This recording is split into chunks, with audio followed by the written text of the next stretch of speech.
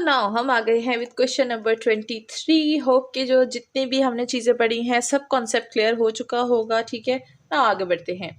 तो अगेन हमारे पास जो है फ्रैक्शन फॉर्म में आ गई है फंक्शन 1/x² है with the restriction of x is greater than 0। तो चलिए देखते हैं कि ये रिस्ट्रिक्शन हमारे पास जो है क्या कारनामा करेगी। सबसे पहले इन्वर्स फंक्शन फाइंड करेंगे, उसके लिए हमने स्विप करना है x एंड y को। ओरिजिनल फंक्शन सबसे पहले लिखेंगे। ओरिजिनल फंक्शन है हमारे पास y = 1/x²। जब उसको स्विप करेंगे तो क्या हो जाएगा, ये हो जाएगा x = 1/y²। Now we have to solve this function for the inverse function for the value of y। तो चलिए सॉल्व करते हैं फॉर y। तो ये हो जाएगा हमारे पास किस तरह से, हमें y के लिए सॉल्व करना है। तो यहाँ पर हमारे पास क्या आ जाएगा, ये y इधर आ जाएगा मल्टीप्लिकेशन में, x जो है वो डिवीजन में आ जाएगा। हमें सिर्फ y चाहिए, not square. Both side square root apply करेंगे, y = 1/√x। सो बहुत ही ईजीली हमारे पास जो है इन्वर्स फंक्शन आ चुका है। वो क्या है, 1/√x। तो इन्वर्स फंक्शन आ चुका है। नाउ डोमेन और रेंज की बात करेंगे। तो डोमेन और रेंज अगर हम लोग देखें तो सारे क्वेश्चन में तकरीबन जो है वो सेम ही है, लेकिन अगर हम जो है इधर देखें इस क्वेश्चन में तो यहाँ पर हमें तो है थोड़ी बहुत रिस्ट्रिक्शन मिली हुई है, किस चीज़ की, एक्स की। तो उसकी वजह से जो डोमेन होगा वो भी हमारे पास इस तरह से होगा कि अगर हम लोग इस फंक्शन में domain MAIN domain and range of f of inverse, ठीक है। तो अगर हम लोग यहाँ पर अपने डोमेन की बात करें तो हमें जैसे रिस्ट्रिक्शन की गई है कि x ग्रेटर होना चाहिए 0 से, तो हमारे पास डोमेन भी इसी तरह से आएगा। अगर हम लोग ग्रेटर देन 0 यहाँ पर कोई भी पुट करेंगे, वैल्यू इनपुट करेंगे, तो वो हमें कोई ना कोई डिफाइंड आउटपुट देगा। सो हमारे पास जो डोमेन होगा वो भी हमारे पास यही होगा, ठीक है।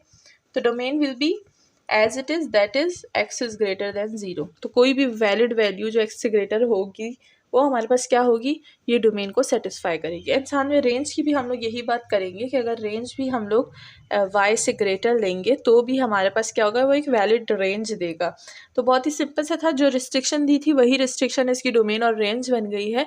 नाउ आगे जो हमारा लास्ट स्टेप है जो कि वेरिफिकेशन का है, उसको देख लेते हैं कि किस तरह से वेरीफाई करेंगे, ठीक है। तो वेरिफिकेशन के लिए सबसे पहले मैं अगेन वो फॉर्मूला लिख लूँगी। फॉर्मूला था हमारे पास f with the inverse of function, ठीक है, and then inverse of function with the function, ठीक है। तो जैसे कि मैं पीछे क्वेश्चन नंबर 22 में इसको बहुत ही ज़्यादा इजीली बता चुकी हूँ, तो अब दोबारा से वही मेथड यूज़ करेंगे।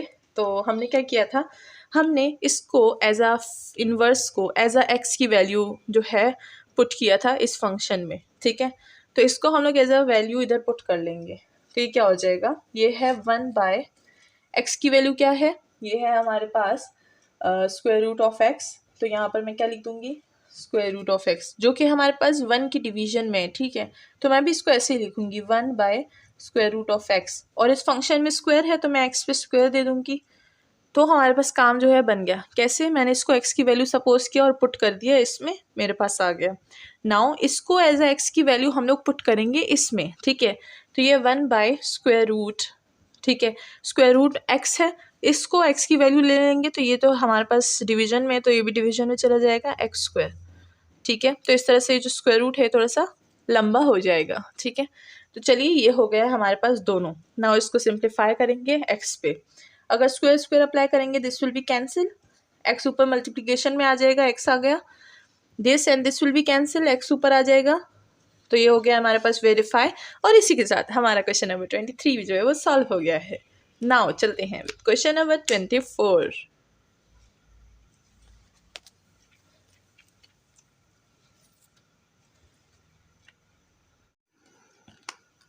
So now last but not least हम लोग इन 3 कंडीशंस के क्वेश्चन लास्ट में आ गए, जो कि है क्वेश्चन नंबर 24।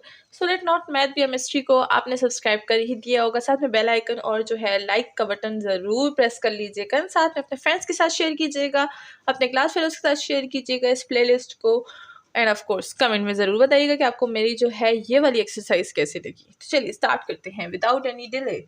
यहाँ पर हम लोग सबसे पहले इन्वर्स फंक्शन को फाइंड करेंगे, वही मेथड है जो हम लोग बार बार कर रहे हैं। एंड बार बार मैं इसीलिए बता रही होती हूँ ताकि हमें जो है वो मेथड याद हो जाए। जब याद हो जाएगा तो कोई भी मिस्टेक नहीं होगी, ठीक है।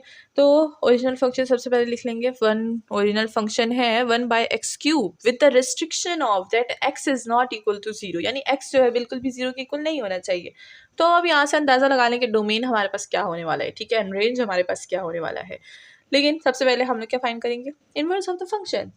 तो चलिए इसको हम लोग स्विप कर देंगे, ये हो जाएगा हमारे पास x इक्वल टू y³, ठीक है। ना इसको सॉल्व करेंगे for the value of y, ठीक है। तो ये क्या हो जाएगा, दोनों जो है जगह चेंज कर लेंगे, हमारे पास आ जाएगा y³ 1/x। Cube root apply करेंगे, हमारे पास y की वैल्यू आ जाएगी विद द 1/x, ठीक है। तो ये हो गया हमारे पास क्यूब रूट अप्लाई हो गया। हमारे पास इन्वर्स ऑफ द फंक्शन जो है बहुत ही इजीली अब आ रहा है, बिकॉज अब हमें जो है आदत हो गई है इन्वर्स फंक्शन को फाइंड करने की, ठीक है। इसीलिए ये बहुत ही इजीली आती है। अगर स्टार्टिंग में आप देखें तो काफ़ी टाइम लगता था, आप बोलते थे भाई ये क्या करेंगे, अब यहाँ से कैसे इसको स्विप करेंगे, ठीक है, और यहाँ से एक्स वाई को कैसे फाइंड करेंगे। तो वो शुरू की बात थी। जब शुरू की बात आती है तो हम लोग बहुत कंफ्यूज होते हैं, लेकिन जब बात की बात आती है तो हमारी कन्फ्यूजन जो है वो ख़त्म हो जाती है, एंड इसी को बोलते हैं प्रैक्टिस। ना आगे बढ़ते हैं। फंक्शन जो है हमने इन्वर्स फाइंड कर लिया है। डोमेन रेंज की बात करते हैं, जो कि मैंने आपको बताया था कि रिस्ट्रिक्शन पे डिपेंड करता है। रिस्ट्रिक्शन अगर देखें तो हमें दी गई है कि x is not equal to 0, तो यहाँ पर डोमेन और रेंज भी हमारे पास यही होगा कि x is not equal to 0 and except that वो कुछ भी हो सकता है, ठीक है। तो यहाँ पर हम लोग डोमेन रेंज बता देते हैं, domain and range of the inverse of the function, ठीक है। तो हमारे पास क्या होगा, हमारे पास डोमेन और रेंज दोनों में यही होगा कि x is not equal to 0 and range में होगा y is not equal to 0, and that's all. जो हमारे पास रिस्ट्रिक्शन थी वही हमारे पास डोमेन और रेंज की भी रिस्ट्रिक्शन है। नाउ आगे बढ़ते हैं, last but not least step, जो कि है वेरिफिकेशन का। हमारे पास क्या होती है, हमारे पास वेरिफिकेशन होती है f with the inverse of function and equal to inverse of the function with function. ये दोनों क्या होने चाहिए, इक्वल होने चाहिए x के, और अगर x के इक्वल नहीं है तो आपने कोई गलती की होगी, ठीक है। तो अगेन इसको रीचेक कीजिएगा, बिकॉज वेरिफिकेशन इसी का नाम है। तो आगे बढ़ते हैं। अब हम क्या करेंगे, फंक्शन में इसको as a value of x use करेंगे। तो चलिए इसको यहाँ पर पुट कर देते हैं 1/, हमारे पास क्यूब है, अब इसमें पे वैल्यू पुट करेंगे 1/³ x, ठीक है। नाउ इसको हम यूज़ करेंगे और इसको एज अ x की वैल्यू यूज़ करेंगे in the inverse of the function, ठीक है। तो ये हो जाएगा क्यूब रूट अप्लाई होगा, ठीक है।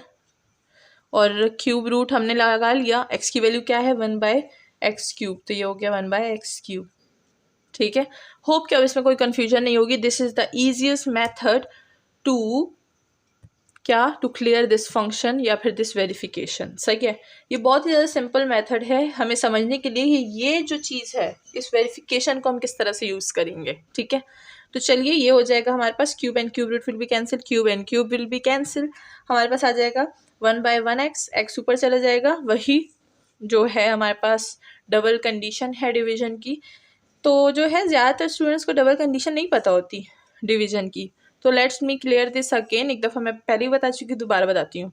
a/b/c, जब भी हमारे पास ऐसी 3 कंडीशन आती है, ठीक है, डिवीजन की, तो ये जो c है ये मल्टीप्लिकेशन में ऊपर चला जाएगा, सही है, एंड दैट्स ऑल।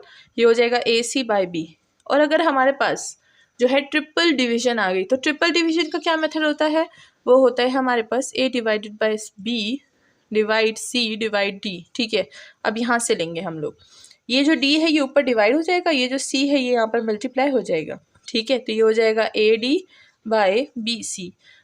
तो होप कि सबको पता होगा ये वाली सारी कंडीशंस, हो पता है कि ज़्यादातर लोगों को पता होती है, लेकिन कुछ लोग जो है वो इस पर कन्फ्यूज़ हो जाते हैं, तो उनके लिए बता रही थी। इन इसी के साथ हमारा जो क्वेश्चन नंबर 24 है वो भी ख़त्म हो चुका है, एंड हमारी जो सारी कंडीशंस हैं वो हमें क्लियर हो गई हैं कि किस तरह से हम लोग वेरीफाई करेंगे, डोमेन रेंज निकालेंगे, इन्वर्स ऑफ द फंक्शन निकालेंगे, एंड एक्सेट्रा मिनी पॉइंट्स जो मैं हर वीडियो में बताती रहती हूँ। इसके बाद हम जाएंगे derivative of the inverse function, जिसमें हमारे पास काफ़ी डिफरेंट तरीके के मेथड्स हैं एंड ऑफ कोर्स कंडीशंस है। तो बने रहिएगा हमारे साथ, and let not math chemistry को सब्सक्राइब कर दीजिएगा। साथ में आप हमारी ऑनलाइन क्लासेस ले सकते हैं, जिसकी सारी डिटेल्स वीडियो के एंड में है। Thank you so much.